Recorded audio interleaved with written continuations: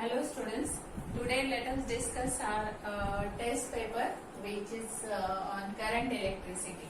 So first we will solve question paper 2, that is numericals. So first one is a wire has resistance 12 ohm. It is bent in the form of a circle. Find the effective resistance between the 2 points on any diameter. So one wire which is bent in the form of circle and it has resistance 12 ohm, and you have to find the resistance between any two diametrically opposite points AB. So you know that exactly two half parts are there of this wire due to this AB, and that's why resistance you can easily write resistance of half part. Okay, resistance of half part, as resistance is directly proportional to length, it is 12 by 2, that is 6 ohm. Right? So this you know. Then next is 4 resistances, 4 ohm, 4 ohm, 4 ohm and 12 ohm form a Wheatstone network. Find the resistance which connected across the 12 ohm resistance will balance the network. So 4 resistances are given.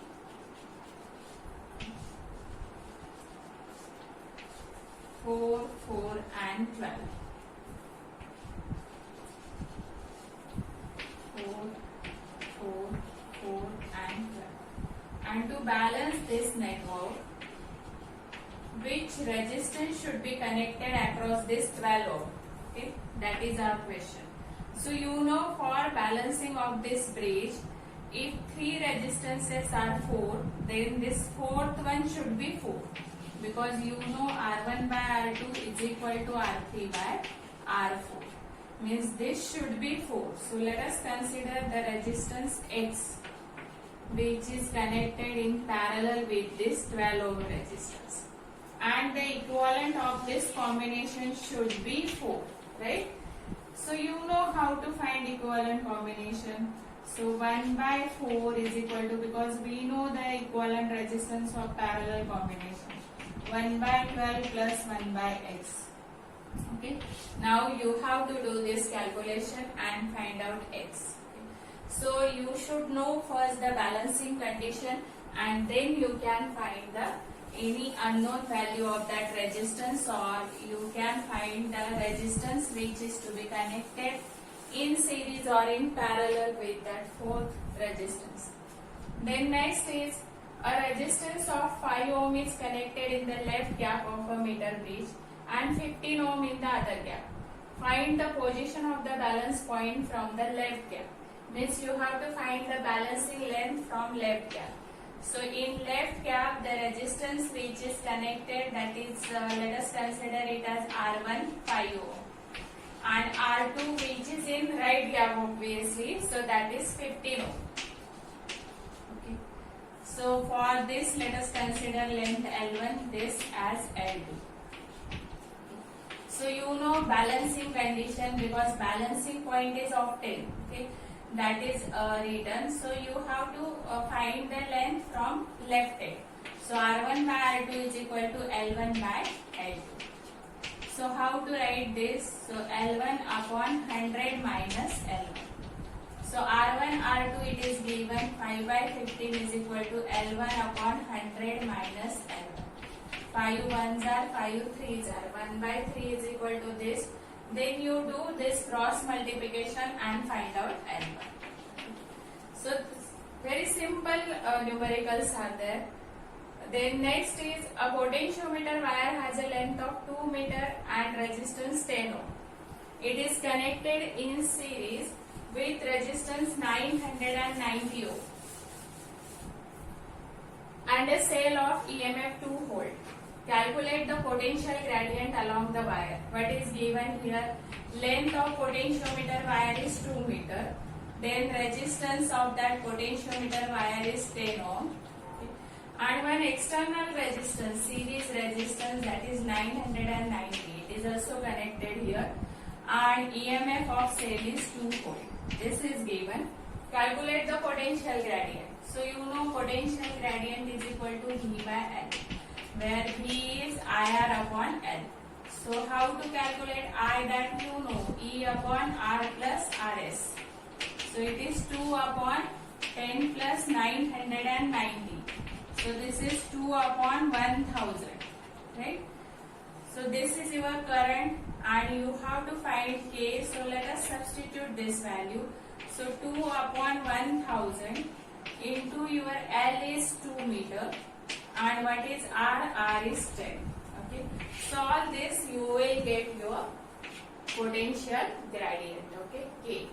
So this way use the formula first, read that numerical properly and what is given and accordingly relate it with the quantity which you have to calculate.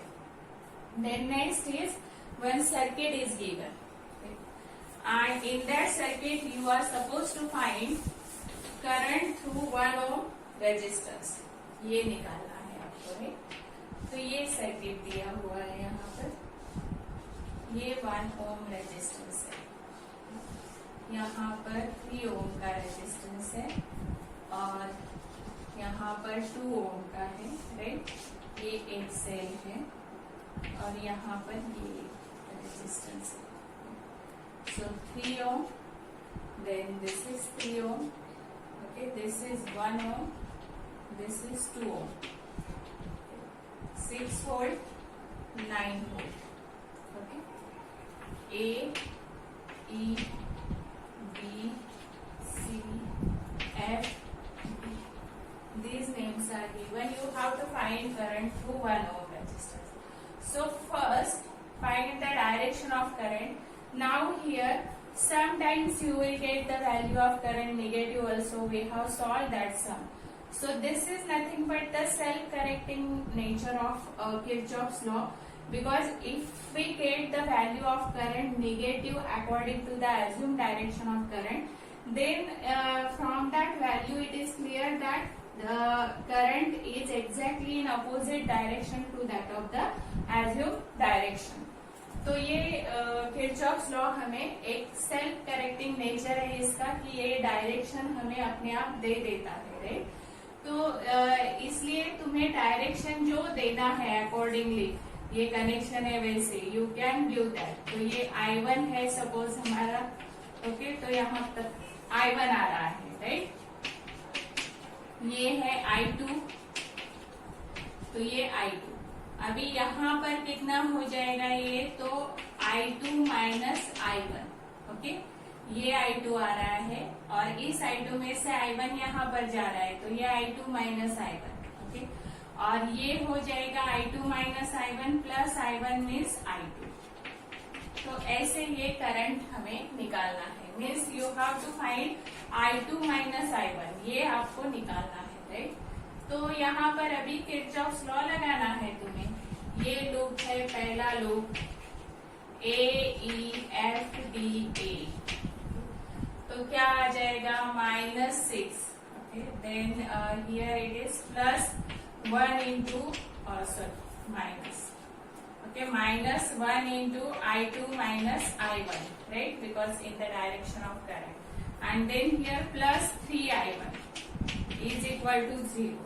So from this we get minus this will become plus I1, 4I1 minus I2, 4I1 minus I2 is equal to 6. This is our first equation.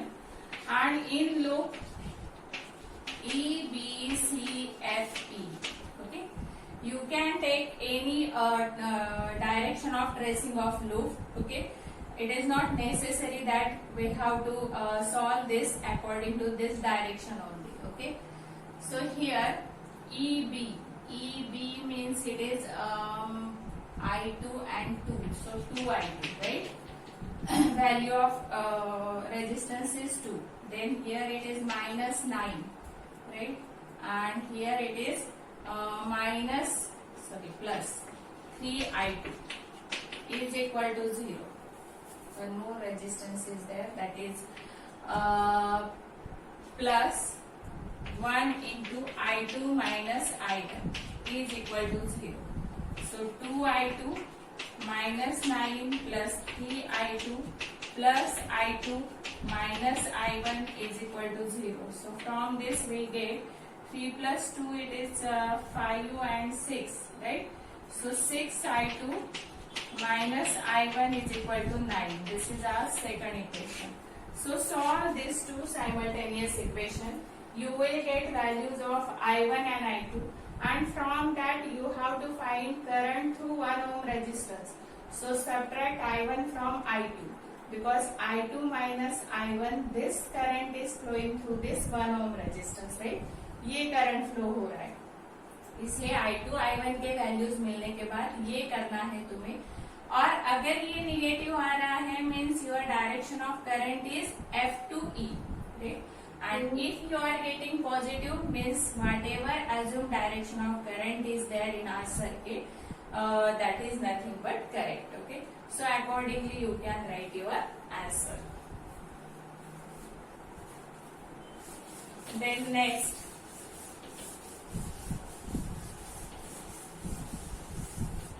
in question number 2, first one, two cells of EMF 1.5 volt and 2 volts having respective internal resistances 1 ohm and 2 ohm are connected in parallel so as to send current in same direction through an external resistance of 5 ohm. Find the current through the external resistance, right? So two cells are there. Okay. One is of 1.5 volt and resistance is 1 ohm, right? And second is of 2 volt and resistance is 2 ohm are connected in parallel so as to send the current in same direction. In same direction means how to connect? If I connect here this positive, then the positive of second should be connected to the positive of first, so that both can send the current in same direction, right? So this is of 2 volt and 2 ohm resistance. 2 volt, 2 ohm resistance. This is given here, right? So according to this given information, first you have to draw the diagram. तो ये diagram निकालने के बाद तो फिर easy है, right? तो ये वो रेजिस्टेंस है, एक्सटर्नल रेजिस्टेंस, जिसकी वैल्यू है 5 ओम, राइट? तो ये ऐसे कनेक्ट किया हुआ है. So find the current through the external resistance. इससे तुम्हें करंट निकालना है. ओके, तो यहाँ से सपोज I1 फ्लो हो रहा है, यहाँ से I2, तो यहाँ पर कितना जाएगा? I1 plus I2 due to this two cells, right? और यहाँ से ये फिर से I1 और ये I2 में स्प्लिट हो जाएगा, राइट? तो अभी आपको ये पता चल गया. Name this A, B, C, D, E, F. Okay, और ये लूप्स आपको कंसिडर करने, फिर A, B, C, D, A, ये लूप ले लो. Okay, and then apply Kirchhoff's law. Second loop you can take E, D, C, F, E. Okay, this loop. इस loop में ये इंक्लूड करना है एक्सटर्नल. ओके, और फिर I1 और I2 की वैल्यू आपको मिल जाएगी क्योंकि दो इक्वेशन मिल जाएंगे simultaneous. Find out this I1, I2 and then add that, and that much current will flow through this 5 ohm resistance. Then next is equal lengths of manganese and nichrome. Two materials are given here. One is manganese and the other is nichrome. Are joined in the left gap and right gap of meter pitch. The null point is at 40 centimeter from the left gap. Means left gap में हमारा manganin है, right? Manganin, ये wire है left gap में, manganin. Okay, this is in left gap. और right gap में क्या है? नाइक्रोम. नाइक्रोम वायर है राइट गैप में, राइट? और इसका रेजिस्टिविटी है ρ1, इसका रेजिस्टिविटी है ρ2, राइट? और इक्वल लेंथ है means L1 is equal to L2 is equal to L. Means ये सेम है, इक्वल लेंथ है, right? null point is at 40 centimeter from the left end. Means यहाँ पर हमें ये अगर हमने LM कंसिडर किया तो ये 40 सेंटीमीटर मिलता है। तो LN कितना मिलेगा, 100 माइनस 40 मीन्स 60, क्योंकि 100 सेंटीमीटर वायर है, you know this. Compare the diameters of the wire ρ1 and ρ2, it is given. ρ1 is how much, 4.8 into 10 raised to minus 8, right, ohm meter. And ρ2 is 10 raised to minus 6 ohm meter. Okay, these two values are given. Now we have to relate this resistance of manganese and nichrome wire with this resistivity. So you know that relation R is equal to rho L by A. Rho L by A, because resistance directly proportional to length, inversely proportional to area. How to write area? So rho L by pi r square. Okay. और हमें diameter compare करना है, right? Compare the diameter of the wire. Means हमें निकालना है dm by dn. dm ये manganin का है, ओके, डायमीटर, और ये dn नाइक्रोम के लिए, okay, diameter of manganin wire and diameter of nichrome wire, okay. तो ये r हम इसमें लिख लेते हैं डायमीटर में, तो तुम्हें r पता है d by 2, राइट। तो ये हो जाएगा रो l pi d by 2 bracket square. तो ये हो जाएगा, ये 4 ऊपर चले जाएंगे, 4 रो l अपॉन पाई डी स्क्वायर, राइट। तो ये रेजिस्टेंस की वैल्यू आ गई। तो हमारा Rm मीन्स ये मैंगनीन के लिए है, मैंगनीन, उसका रेजिस्टेंस हम कैसे लिख सकते हैं, तो ρ1 4 ρ1, okay, L upon, because L तो सेम ही है, इसका भी L इसका भी L, और ये क्या है पाई, और ये डायमीटर हम लेते हैं d1 स्क्वायर, ओके, किसके लिए, तो मैंगनीन के लिए। अभी हमारा ये Rn नाइक्रोम वायर का, तो नाइक्रोम वायर का क्या आ जाएगा, 4 रो टू L, L सेम ही है इसलिए हम L ही ले रहे हैं, पाई तो कांस्टेंट ही है, ये d2 स्क्वायर, ये आ गया रेजिस्टेंस ऑफ नाइक्रोम, ये आ गया रेजिस्टेंस ऑफ मैंगनीन। अभी रेजिस्टेंस हमने क्यों निकाला, क्योंकि मीटर ब्रिज है और बैलेंसिंग लेंथ दी हुई है मैंगनीन की 40 सेंटीमीटर, तो हम बैलेंसिंग कंडीशन लिख सकते हैं, और बैलेंसिंग कंडीशन के लिए हमें रेजिस्टेंस पता होना चाहिए। तो Rm upon Rn is equal to ये Lm अपॉन ये 100 माइनस Lm होगा, राइट, ये तो ऑब्वियस है। तो यहाँ पर अभी ये कितना आ जाएगा, तो वो Rm is 4 ρ1 L upon pi d1 square, और ये 4 ρ2 L अपॉन पाई d2 स्क्वायर, राइट, और इज इक्वल टू ये कितना है 40/60, राइट, तो ये 2/3 आ जाएगा। तो यहाँ पर से ये सिंप्लीफाई कर दो, ρ1 L upon pi d1 square into pi d2 square upon 4 ρ2 L is equal to 2/3। तो ये पाई पाई कैंसिल हो जाएगा, L कैंसिल हो जाएगा, 4 कैंसिल हो जाएगा, राइट। तो तुम्हें क्या मिल जाएगा, ρ1 upon ρ2, okay, is equal to 2/3 d1 square by d2 square, right. तो तुम्हें d1 बाय d2 निकालना है, तो यहाँ से आ जाएगा d1 square by d2 square is equal to ये 3 ρ1 बाय 2 ρ2, राइट। ρ1 ρ2 तो आपको दिया हुआ है, तो directly you have to substitute here, find out what is division and then take square root of this. You will get d1 by d2. Okay. Then next is third one. A potentiometer wire has a length of 4 meters.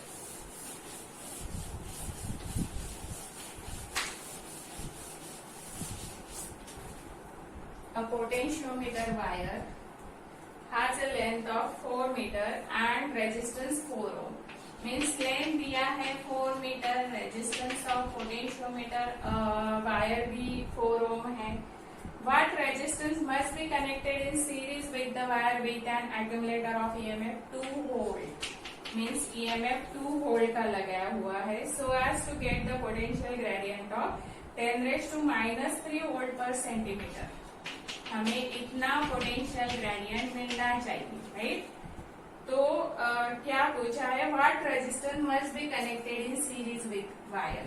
Means RS जो externally हम connect करते हैं, या फिर RE भी लिख सकते हैं इसको, ये हमें निकालना है, राइट? तो ये मीटर में दिया है, तो ये पहले हम मीटर में करते हैं कन्वर्ट. तो ये अपॉन सेंटीमीटर, तो 10 रेज़ टू माइनस 2 ऊपर आ जाएगा, तो 10 रेज़ टू माइनस 1 वोल्ट पर मीटर. ये मेरा K है. अभी K तो आपको पता है V/L. V कैसे लिखते हैं? IR/L. ओके. और I हमारा कितना है यहाँ पर? E अपॉन पोटेंशियोमीटर वायर का resistance plus external resistance RS, right?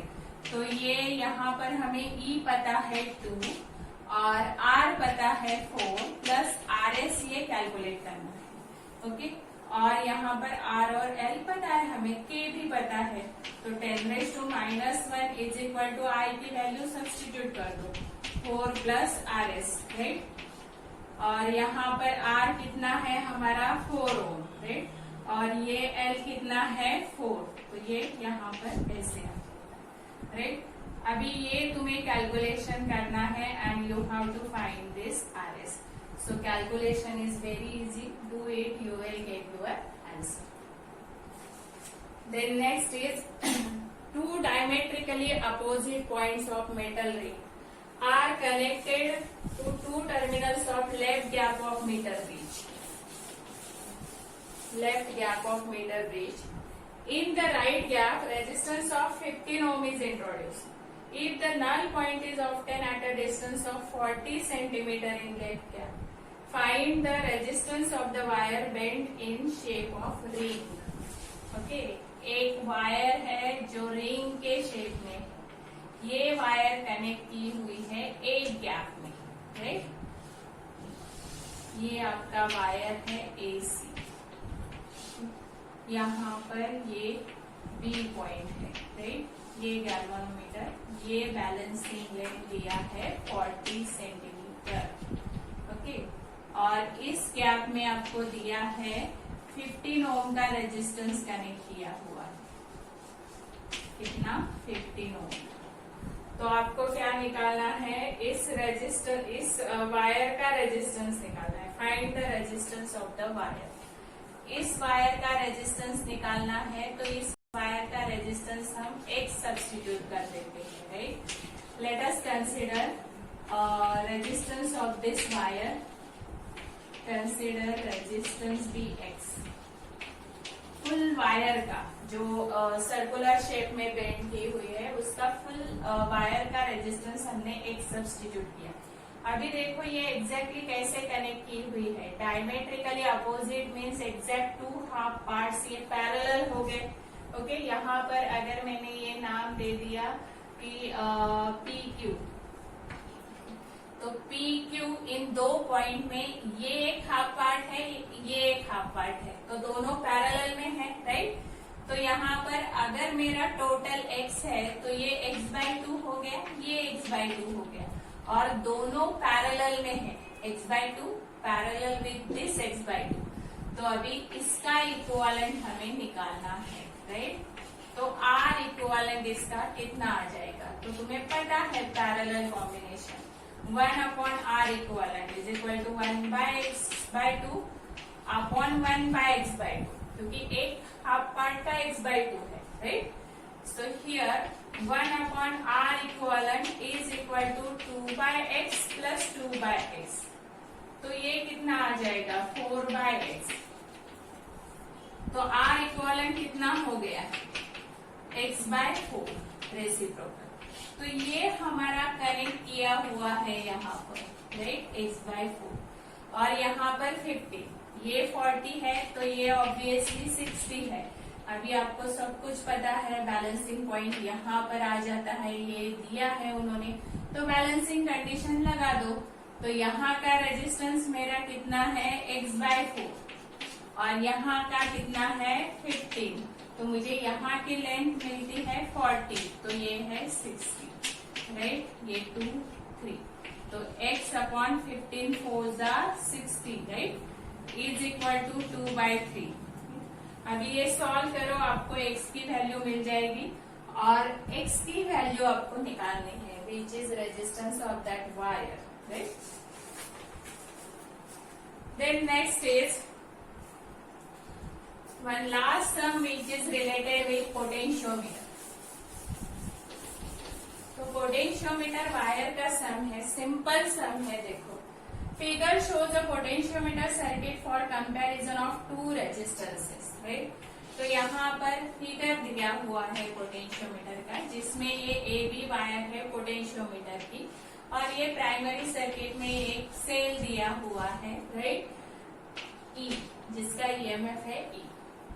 और यहाँ पर सेकेंडरी सर्किट में क्या दिया हुआ है, देखो ये सेल दिया हुआ है जिसका EMF E है और यहाँ पर दो रेजिस्टेंसेस कनेक्ट किए हुए हैं, राइट। तो ये दो रेजिस्टेंसेस जो है यहाँ पर E कनेक्ट की हुई है, दोनों रेजिस्टेंस को सेपरेटली, राइट, ऐसे ये। और यहाँ पर गैल्वेनोमीटर, और आपको पॉइंट ऐसे मिलेगा, बैलेंसिंग पॉइंट।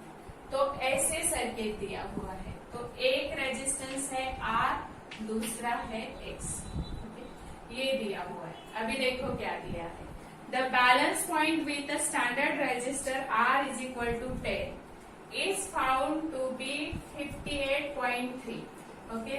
R की वैल्यू कितनी है, 10 ohm, right, this is given, is found to be 58.3, मीन्स इसके लिए हमारा L1 कंसिडर करते हैं, कितना है 58.3 सेंटीमीटर। और while that with the unknown resistance X, means X unknown है, दिया नहीं है, तो उसके लिए हमारा ये L2 कितना आ रहा है, तो 68.5। तो आपको निकालना है X, फाइंड X। अभी देखो, सिंपल है ये कि अगर R तुम्हारा कनेक्शन में है, मीन्स ये की ओपन है, ये की क्लोज है, राइट। तो यहाँ पर अभी इस सेल के पैरेलल में ये रेजिस्टेंस हो गया, तो गैल्वेनोमीटर जो भी बैलेंसिंग पॉइंट दिखाएगा, that balancing point is nothing but the potential difference across this resistance, इस रेजिस्टेंस के अक्रॉस का पोटेंशियल डिफरेंस होगा। Okay, when R is in circuit, then V1 is the potential difference. Okay, जो ये balancing length L1 दिखाएगी, तो V1 is directly proportional to L1. लेकिन V1 मेरा क्या होगा, तो across this R, IR, जितना करंट वायर में फ्लो हो रहा है, let us consider it as I, और रेजिस्टेंस मेरा क्या है R, ये वैल्यू दिखाएगी ये length L1, okay. Already we know in internal resistance of cell, how to determine internal resistance of cell. We have learned this in closed circuit. We get that potential difference and this balancing length is directly proportional to the potential difference. तो ये हमारा IR है, तो हम क्या लिखेंगे यहाँ पर, IR is equal to KL1, क्योंकि ये कांस्टेंट हमारा क्या है, K। अभी ये मैंने ओपन कर दिया और X अभी कनेक्शन में है, मीन्स ये की क्लोज किया, ये दिया हुआ है, तो तब मेरा ये कितना आता है, बैलेंसिंग लेंथ 68.5। तो तब मेरा जो भी बैलेंसिंग लेंथ होगा वो potential difference across this resistance दिखाएगा। तो potential difference across X, let us consider it as V2 and it is directly proportional to L2 according to the principle of potentiometer. तो V2 मेरा कितना होगा, Ix, क्योंकि current I तो same ही रहेगा wire का, तो Ix is equal to KL2। अभी ये दो इक्वेशन आप कंपेयर कर दो, सिंपल 1 and 2 अगर कंपेयर कर दिए तो IR upon Ix is equal to KL1 upon KL2, right. तो ये I कैंसिल हो जाएगा, K कैंसिल हो जाएगा। R कितना है अपना 10, X हमें निकालना है, L1 कितना है 58.3 और ये कितना है 68.5। तो X आ जाएगा 68.5 upon 58.3 into 10. Okay, find out this. Do this calculation, you will get value of X. So this way, all numericals are very easy. First, you need to study everything properly so that you can solve all these numericals.